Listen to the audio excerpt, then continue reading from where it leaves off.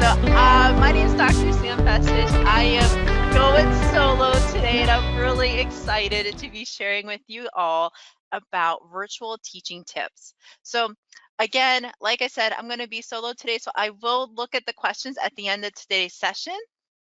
So let's jump right in. We only have a half hour and a lot of info to get to. So if you just hopped in, head on over to joinpd.com. You will see the code listed there. I think I put it in our chat one more time. There we go. Okay, let's jump right in. So today we are talking all about your remote teaching interview. Now, this could be something like your first round interview. Maybe you're going to a virtual job fair, something like that. These tips, you can take into all of those different places in which you'll be interviewing. So if you have any takeaways or anything you'd like to share, please put that out over on social using hashtag EduMagic, and you can give me a shout out if you'd like. I love to follow up with each and every one of you over on Instagram or Twitter.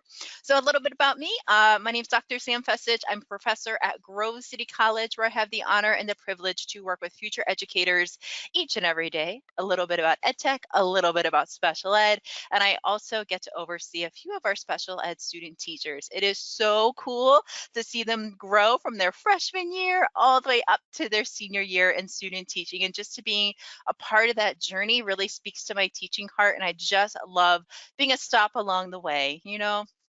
It is so much fun to see them grow.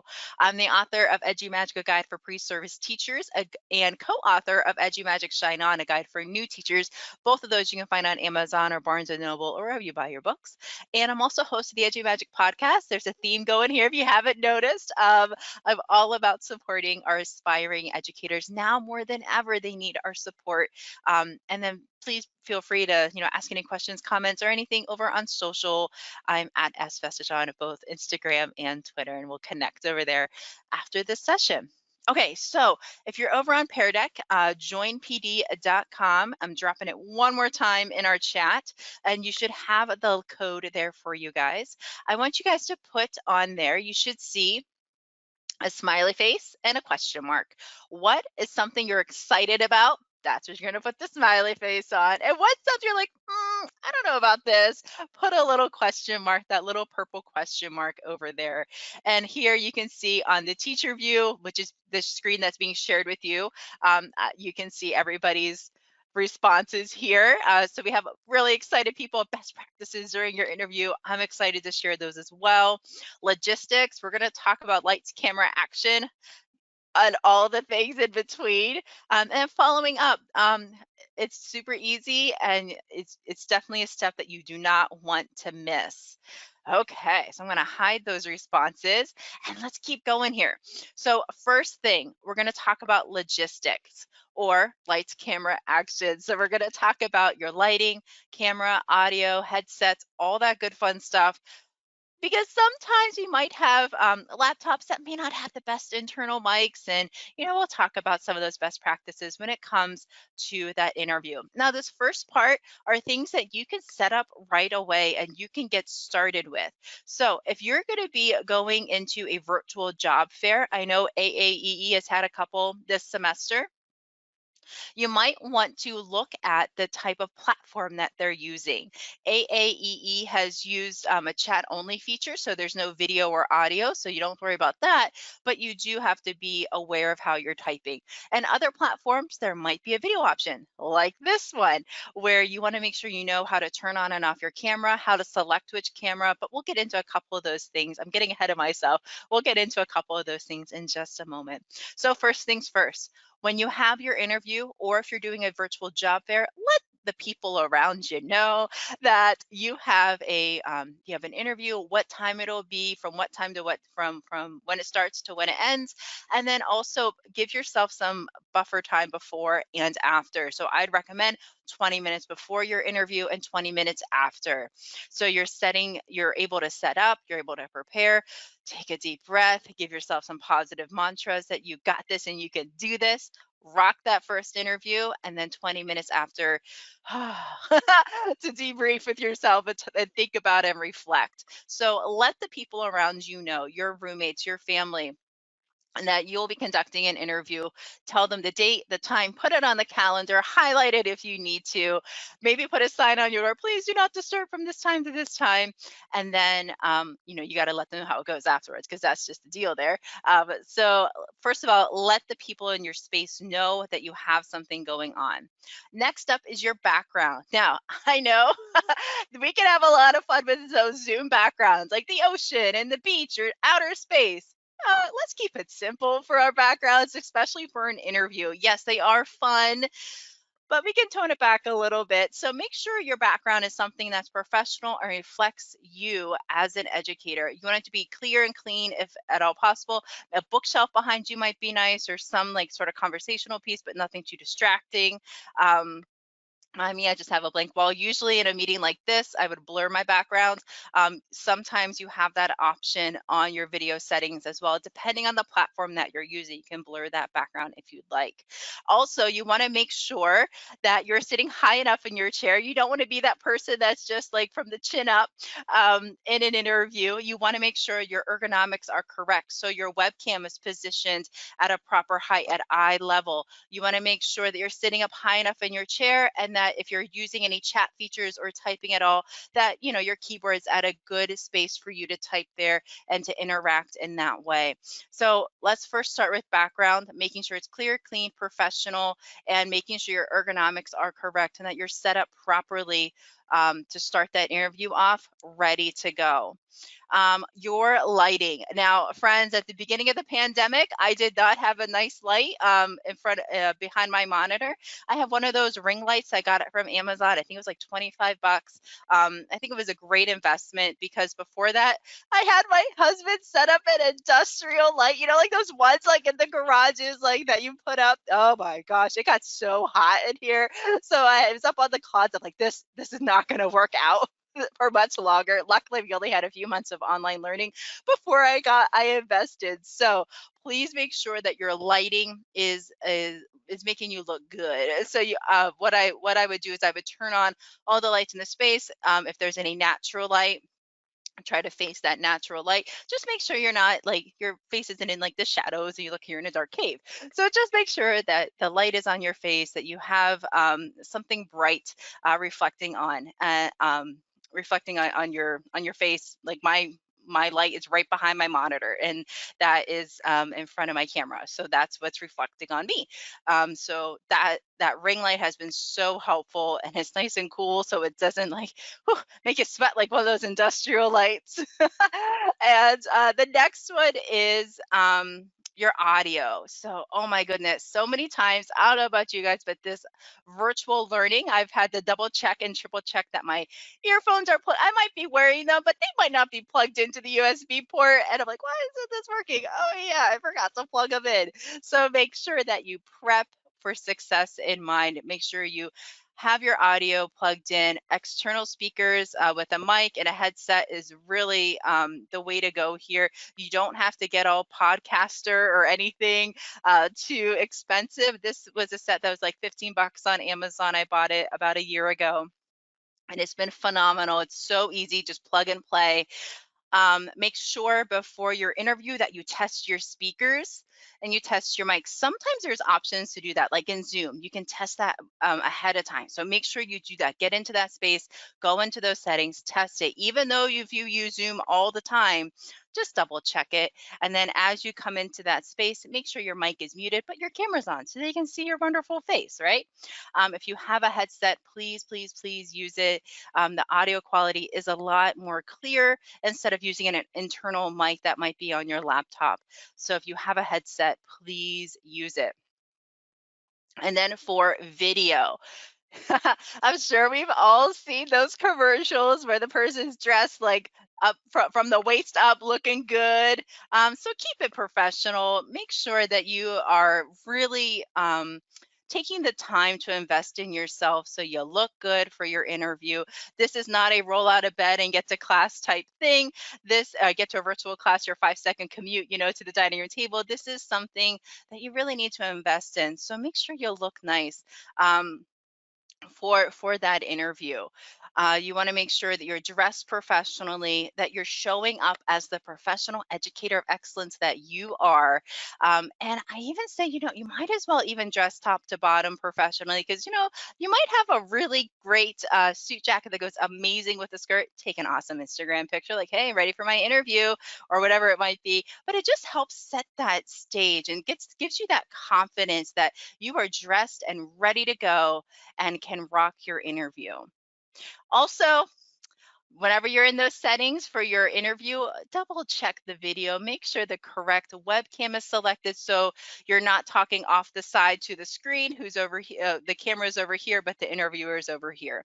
So making sure that you have that correct video camera selected. Another thing, look at the camera when you're speaking. And this takes some practice. It truly, truly does. It really does take practice to get the flow with this. Keep focused on that little dot, or if you have something blinking in front of you, your camera's on, it lets you know. Focus in on that. It's like having eye contact with the interviewer, but don't be like super creepy and stare into it. You could like look away and things like that, natural conversational type things. But make sure you're looking at the camera and not looking at your thumbnail. Especially in this platform, this go-to meeting, my thumbnail is like really big right over here to the left hand side, so it's hard not to look at it. But make sure you focus in on your camera. Look into that light. Get more comfortable talking to it. That could be something very easy that you practice with a family member on Skype, or hey, if you want to practice with me, I am more than happy to hop on a call with you and we can practice this just talking into the camera. It does take practice. Get comfortable with it. You can do it. It's a little weird at first, but once you practice with it, you will be successful. Again, practice with the system that the interviewer might be using. So this is something you might be able to know ahead of time. For example, if you're going to a virtual job fair, they might tell you, hey, here's the platform that we're using. For some of the platforms, you might be able to get a 30-day trial, check it out, try out the features like chat and video, hook up your audio and your camera to it, know how to turn on and off all those features, mute yourself, all that type of stuff. And I would even say if you want to try to set up a recorded interview so you can record yourself practicing answering those questions, practicing the screen sharing options if that's available, so you're more comfortable with using these tools in the virtual space. This will give you kind of like a good idea of what you look like, sound like in that virtual interview, so you can have that confidence that yes, I know my stuff, I have this all set up. You're going to set up time beforehand to make sure everything's plugged in and ready to go. And you're going to make sure that you have that confidence that you have to be the educator that you can be when you come to this interview space. Using the tools that they have available to you. Now, some of them you might be a pro at, like Zoom or Microsoft Teams or Google Meets. It all depends on what tool they are using, and you can find that out. But you want to make sure just to double check that you are familiar with that tool. You want to check with the chat function. How do you turn on and off the chat function? How do I know I'm just talking to the interviewer, not everybody on the call? You want to make sure if there's screen sharing options available that you share your screen. If you're able to, share your digital portfolio, show the work that you're doing. We're going to talk about that in just a second. But if you're able to share your screen, do it. Show them what you've got. That's amazing. If you're able to go in and share with them, here's all the great stuff I've been doing during my college career to prepare me for this position at your school. Just a side note, if you are going to share your screen, have that up in your browser ahead of time, the specific tabs that you would like to show. So you're not scrolling through with your screen shared, like, what's my password? How do I log into this? Don't be that person. Just have everything all logged in, ready to go with the tabs up that you would like to share. And then close all the other things out. Your email, your Outlook, your Teams, your Google Classroom, all the things that pop up with notifications all over the place, close them out for that half hour. Be present with that interviewer. Put your phone on mute. You might even want to have it up for a timer if you wanted to. But other than that, that's about it. That's all you need. You just need to be there with the interview, be present, show them what you know, and just have that confidence that you can do this, that you are showing up for them. And let's keep going here. So we talked about some logistics. Now let's talk about some best practices. So I love this quote by Dave Schmittou. He shares, your resume got you the interview. True, right? Your resume, they looked at your resume, they want to bring you in for a first round. Be real and focus on what makes you you. Nobody else can do that but you guys. You are the only Tiffany, you're the only Lisa, you're the only Charisse that is here to be in that interview, and only you can bring that extra special teaching sprinkles to this interview. And this is just such an exciting time, this interview process, because you get to learn a lot about yourself as a teacher, and you get to learn a lot about schools. So first things first, you want to know what's online about you, because if you're not owning your positive professional digital presence, somebody else is, and that's a scary thought. So you have to know what's on there online about you. Do a Google search. Search first name, last name. Search first name, middle initial, last name. First name, middle name, last name. All the different combinations that you can possibly think of your name. Search it. See what's out there. Go under images, news, video, all the things, and see what's out there about you. Is it positive? Would you hire yourself? Think about some of these things. Now let's take a step back. How can we start to own this positive digital presence? Well, we can build a digital portfolio, and that's a great way to get started. And you can start putting in all those amazing things that you've been doing throughout your college career into your digital portfolio. You can start using your portfolio as a platform. So using social media. If you've attended amazing professional development, snap a picture of it, do a little write-up in your portfolio, send the link over on Twitter, on Instagram, LinkedIn, wherever you are posting all the great stuff that you're doing as a professional educator, share it out there. Now you're getting eyes on your social media, but now you're also getting eyes on your digital portfolio. So people can go in and learn more about you, which is what it's all about, right? So also put your digital portfolio on your professional social media bio. So on your Instagram bio, pop your digital portfolio link there. Instagram bio, put it in there too, because people can now start to find more about you, and they start to layer those ideas and that knowledge about you online, and you want it to be positive and professional. And a fun fact, or maybe not so fun fact, but I think it's a fun fact, your social media presence comes up first in Google. So you want that to be a powerful, positive, professional presence when you are Googled, that your social media is professional and it shows the teacher that you are. I've had so many administrators say to me, hey, Sam, I searched and I Googled, because they will Google you and they want to know what you're posting. And they said they brought someone in on an interview because they posted recently about an article that they read, and then they were able to talk about it during the interview, because they were asked, what's the most recent thing that you shared online about teaching? What's the latest book you've read? What's the latest article you've read related to pedagogy? And they're able to bring that into the interview. It shows who they are and throughout their college career. So hopefully throughout your college career, you've been building this digital presence, sprinkling those breadcrumbs of awesomeness throughout the internet is a great way to do it. So whenever you're in your senior year, you've already have a basis. You're not like scrambling to get stuff out there. If this is something you're interested in, this digital presence, Googling professional learning networks, please hit me up over on DMs over on Instagram or Twitter, and I can share with you a couple of resources that I have for you. Okay, so the next thing you want to do, we have our interview. Hopefully we've researched our school. Look through their website and see what you can find out about them. Do they have a really cool STEM program? Do they have a preschool in their school where high school students can help teach at and learn about what it means to be a teacher? Do they have a Best Buddies program or Special Olympics?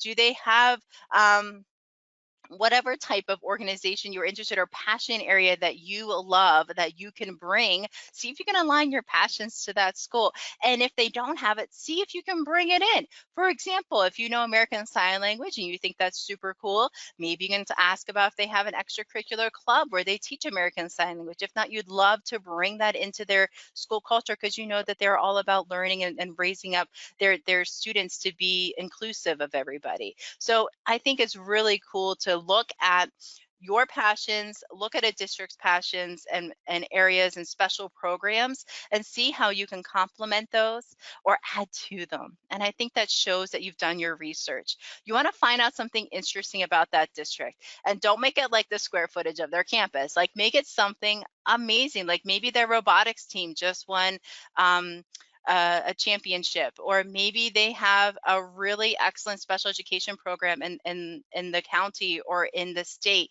Talk about that. Share with them why you think that that's interesting, and just goes to show that you've been doing a little bit of your research. You just didn't do like a random search for like a school within 30 miles of your home. So you're actually like being intentional with your search. When it comes to that virtual interview, you want to make sure that you show what you did. Show what you did with your cooperating teacher. Show what you did during college student teaching, field work, block placement, or clinical, whatever you guys call it. Show what you did. Don't just tell about it. That's why having the ability to share tabs or share screens could be really impressive, because you can share pictures with permissions. You can share pictures, you can share videos. And just show what you've done to help students, focusing it on the student. Here's how we worked with students to raise their reading levels. And you can talk about that, talk about the program, talk about how students felt, talk about the outcomes. You can talk about student lesson planning during student teaching, how you worked with the cooperating teacher to find engaging lessons focused on objectives and standards, using educational technology to expand students' learning with Nearpod or Pear Deck, for example, and talk about how students did, and you're able to use that data then to inform your teaching decisions. So focusing on student learning, and show show what you did in different ways through screen sharing or through link sharing. If you're unable to share your screen, have links ready to go and pop them in that chat and say, hey, I have a great example. Here's the link. Let me tell you more about that, or let me share with you more about that experience. And then you're able to use that as a diving board, so to speak, to jump off of and just share the greatness that you're doing in your student teaching and how that helped you as an educator. Okay, so for some of you, I know that you've been to a couple of job fairs, and in AAEE they have they only use a chat feature within their job fair search thing. So I don't know what it's called, but they only use chat, so no video, no audio. So if you are in that space where you are only using chat and you can't use your video, you can't use your audio, it's kind of awkward to like it's kind of awkward to know when to start the conversation, when to stop. So make sure that you're using best practices when it comes to chat. So chat, um, don't chat like a text. So don't use shorthand, write it out, use full sentences.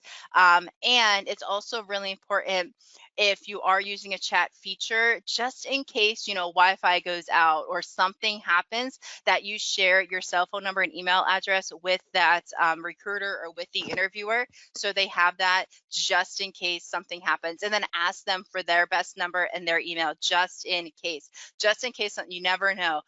So it's important, before that chat begins, before you start your conversation, share your best contact information, ask for theirs, and then start that conversation with them when it comes to talking with a recruiter or an interviewer. Be a professional in that chat. Say hello, good morning, good afternoon. Don't just say, hey, I'm interested in your school. Just be a professional educator, and come to that chat ready to share ideas, ready to share strategies, and ready to show who you are as a teacher that only you can show. So I hope we're doing okay so far. If you're able to do a live teaching demo virtually, here's a couple of things to keep in mind and a couple of questions to ask. If you're able to, ask what type of technology is available to you, the teacher, to deliver that lesson. So maybe the school and the students are used to using Nearpod, Google Classroom, Wakelet, Flipgrid, all those things. So if you're able to get a sense for what they're used to using, use that to your advantage. Go and research that tool, try it out, use it yourself. If you're able to use some of them in your own instruction, that's phenomenal. And then if you're able to understand which tools they're using in their classrooms, some of the tools like Nearpod, they have a certification you can get to be a certified educator. You can also, if they're a Google school, you can look to see to get a Google certification, educator level 1, or a Microsoft school, Microsoft Innovative Educator. And if you're interested in any of those, please DM me and I'll be happy to share more resources with you. Ask where the students are in their curriculum. So what lessons are they learning about? What standards are they in? Is there a specific book or a text or a chapter that you can reference? For students, so you understand where they are, where they've been in their learning journey, where they currently are, and where they're going. So you have an understanding and a reference to what topics you're teaching. And then also ask if you're able to, if the teacher is able to give you more information about differentiation or grouping. Are there any types of accommodations you need to be aware of, modifications? If you want to do any small grouping projects, so if you want to send them out to small groups and Zoom and bring them back, or in Google Meets, ask them about any grouping techniques that they use, or if they always are in the same groups. You never know. It's just something that you could be aware of if you are doing a live teaching demo during your interview. So a couple of things to keep in mind. And I have a question here in the chat by Tiffany. She goes, if a tool is just using chat, how do you get your personality across? And I think that's a great question. So I think a great way to get your personality across in chat, if that's what the tool, if that's what the district or the interviewer is using, be professional in your responses. Have specific if you're able to attach pictures or attach a link, I think that's going to really make you set apart from other candidates. So you can share a link to something that you've been learning about, sharing a link of an example of a classroom management system that you've devised, and then you're able to share more based on that information. So I think just by having lots of examples available would really help. Great. So I see some things that people have done: attending PD webinars, asking mentor teacher for help, lots of online books and math resources. That's excellent. Very good. Very good. Awesome. Yeah, these are all great things you want to make sure that you're doing, because as educators, we're always learners and leaders. No matter where we are in our journey, I'm always learning from my students, and I'm always learning from professional development opportunities. These KDP webinars, I've been learning so much from our guests. It's amazing. All right, so the follow-up, seal the deal. This is something you want to do. Whenever that first round interview, second round, whatever round interview you are in, you want to send a thank you note. It really, truly does go a long way. So get some cute stationery. You can get some really cute ones over at Dollar Tree or Walmart or wherever you shop online. Grab some cute stationery and create and write out a thank you note to each individual person that interviewed you, whether it was a recruiter, a principal, assistant principal, a teacher. Address them by name and give them a quick thank you. And you might even want to share a follow-up. So for example, maybe they asked you a question about classroom management and you were able to share a little bit. You can expand upon it in the thank you note. You might even want to send a business card with a QR code to your digital portfolio right in there. Again, setting you apart professionally using educational technology. So individually send a thank you note to each person who interviewed you every step of the way, and follow up and thank them for their time, thank them for their consideration. And there's more information about that in episode 6 of the podcast if you're interested. I hope that this was helpful for you all. This is such a big topic, and it was hard to, condense it down to 30 minutes, but truly showing who you are as an educator, being the professional that you are, and showing up. Whether it's through chat, video, audio, however you can, having your professional, personal presence come through that only you can bring to that interview. You can do this. You've got this. And if you need anything, please, please, please reach out. There's my email and Twitter and Instagram. I'm happy to help in any way. I hope you have a fantastic Monday, and I'll see you guys next week. We have Deborah Ushamu back. She is going to be talking about online learning tips for young learners, and I'm so excited. She did an amazing Instagram story about it, and I'm excited to learn more about the tech tools that she uses every day to connect with her young learners. So let's see you guys then. Have a fantastic Monday. Bye for now.